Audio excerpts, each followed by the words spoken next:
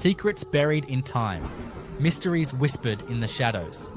Welcome to Greatest Mysteries and Crime, where we unravel the enigmas of the past and dive deep into the dark unknown. Welcome to Murder Mondays, where the shadows of history reveal their darkest secrets. Each week, we unravel the chilling details of a murder that stunned the world, shaking the foundations of justice, society, and sometimes our very humanity. So dim the lights, settle in, and prepare to step into a world where every clue counts and every question lingers.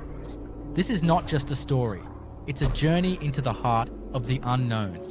The sound of a ringing phone is innocent enough, but for Dorothy Jane Scott, it was a harbinger of doom. For months, she was tormented by an anonymous stalker, a voice that promised both love and death.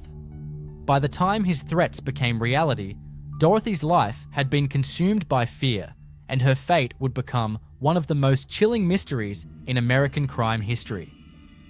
This is the haunting story of Dorothy Jane Scott. Dorothy Jane Scott was an unassuming, kind-hearted woman living in Stanton, California in 1980. At 32 years old, she was a single mother raising her 4-year-old son, Sean, while working as a secretary for a joint-owned business, Swingers Psych Shop and Custom John's Head Shop. Described by those who knew her as reserved and devoutly religious, Dorothy's life revolved around her family and her faith. She wasn't someone you'd expect to have enemies, let alone a deadly stalker. Dorothy's routine was simple, yet fulfilling. She lived with her aunt to save money and provide stability for Sean. Every morning, she made breakfast, dropped Sean off at daycare, and headed to work. Her evenings were spent in quiet devotion, reading or attending church events. Friends described her as dependable, someone who always went out of her way to help others. But this tranquil life masked an undercurrent of unease as Dorothy began to notice small, unsettling changes in her surroundings, missing items, rearranged belongings that she initially dismissed as forgetfulness. Dorothy's nightmare began in early 1980 when she started receiving disturbing phone calls at home and at work. The caller's voice was deep and chilling, alternating between professions of love and graphic threats of violence. He seemed to know intimate details about Dorothy's life, where she went, what she wore, and who she was with. Despite her fear, Dorothy tried to maintain a sense of normalcy for her son. One call stood out. The man told Dorothy he'd leave a gift for her outside. When she checked, she found a single dead rose. The calls began sporadically, but grew more frequent. Dorothy's family urged her to report them, but without knowing the identity of the caller, law enforcement's hands were tied. Her father, Jacob Scott, even suggested installing a security system, but Dorothy brushed it off, hoping the calls would stop on their own. Meanwhile, her anxiety began to manifest physically: sleepless nights, weight loss, and a constant feeling of being watched. Her friends noticed the changes, but were unaware of the torment she endured. On the night of May 28, 1980, Dorothy attended an employee meeting at her workplace. During the meeting, she noticed a co-worker, Conrad Bostron, didn't look well. Concerned, she and another colleague, Pam Head, decided to take him to the emergency room at UC Irvine Medical Center. While waiting for Conrad to be treated, Dorothy left briefly to retrieve her car from the parking lot. Pam and Conrad never saw her again. Witness accounts suggest Dorothy appeared calm and composed throughout the evening, even making casual conversation about Sean and her plans for the weekend. After ensuring Conrad received medical attention, she excused herself to retrieve her car, mentioning she'd pull it up to the entrance. When Pam and Conrad stepped outside a short time later, Dorothy's car was gone. Hours later, the vehicle was found engulfed in flames in an alley miles away. Investigators later confirmed it had been intentionally set ablaze. The disappearance sent shockwaves through the community, with friends and family launching search efforts and pleading for information. In the weeks following Dorothy's disappearance, the stalker's calls resumed. This time, they were directed at her parents, Vera and Jacob Scott. The voice on the other end taunted them, saying he had Dorothy and asking if they'd like to know what happened to her. The calls always came when Vera was home alone, and they stopped whenever the police attempted to trace them. The calls were relentless, with the stalker weaving cryptic details about Dorothy's abduction into his taunts. He claimed Dorothy was still alive, then contradicted himself by describing how he'd killed her. The emotional toll on the Scotts was immense. Vera became reclusive, answering the phone with trepidation, while Jacob's frustration with the investigation boiled over into public appeals for justice.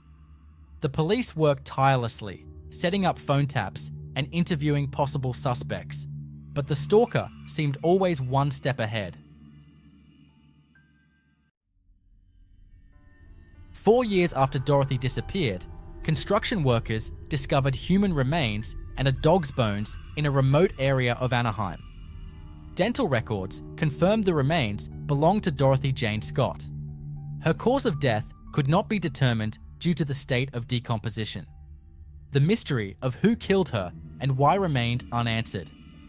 The discovery brought mixed emotions to Dorothy's family. While it confirmed their worst fears, it also offered a degree of closure. Investigators theorized that the killer had dumped her body shortly after her abduction, using the remote location to avoid detection. The identity of the dog found alongside her remains added another layer of mystery. Was it her killer's pet? A coincidence? Or perhaps a clue left intentionally? The lack of physical evidence at the scene hindered further investigation, leaving the case as cold as ever. Who was Dorothy's stalker? Despite exhaustive investigations, the identity of the caller and Dorothy's murderer has never been confirmed. Several theories have emerged over the years. 1. A jealous admirer, someone Dorothy knew who became dangerously obsessed. Some friends speculated that a co-worker or acquaintance might have developed an unhealthy fixation. Dorothy's reserved nature made it unlikely she'd recognize flirtation or threats as potential danger. 2. An anonymous predator. A stranger targeting her for reasons known only to him. This theory gained traction as investigators found no clear link between Dorothy and any specific individual. The stalker's knowledge of her life suggests meticulous planning and surveillance. 3. Inside Job, a co-worker or someone with access to her routine. Given the proximity of the calls to Dorothy's workplace, some believed the stalker could have been a colleague. However, no evidence substantiated these claims. Each theory has its strengths and weaknesses, but none have led to a definitive answer. Interviews with co-workers, family, and friends turned up no credible leads. Modern investigators have suggested using advances in technology like genetic genealogy to revisit the case. 40 years later, Dorothy Jane Scott's case remains one of the most chilling, unsolved mysteries. Her stalker's identity, the motive behind his obsession, and the exact circumstances of her murder all remain unknown. Broader implications of the case highlight the systemic issues in dealing with stalking cases during the 1980s. How might today's technology, GPS tracking, social media monitoring, and DNA databases have changed the outcome? Reflect on the enduring pain felt by the Scott family, who never stopped advocating for justice. The case also underscores the importance of listening to and acting on signs of stalking and harassment before they escalate. As we leave the haunting story of Dorothy Jane Scott, we're reminded of the fragility of life and the shadows that can lurk behind even the most ordinary existence. This is not just a story about loss. It's about the unanswered questions that linger long after the final page is turned. If you have any information about this case, please contact the authorities. And remember, every detail, no matter how small, could bring justice for Dorothy and her family. And that concludes this week's Murder Mondays. If this case left you with questions or theories, I want to hear them. Drop your thoughts in the comments. Every perspective brings us one step closer to understanding the shadows of the past. If you found this story intriguing, don't forget to like this video, share it with someone who loves a good mystery, and subscribe to the channel.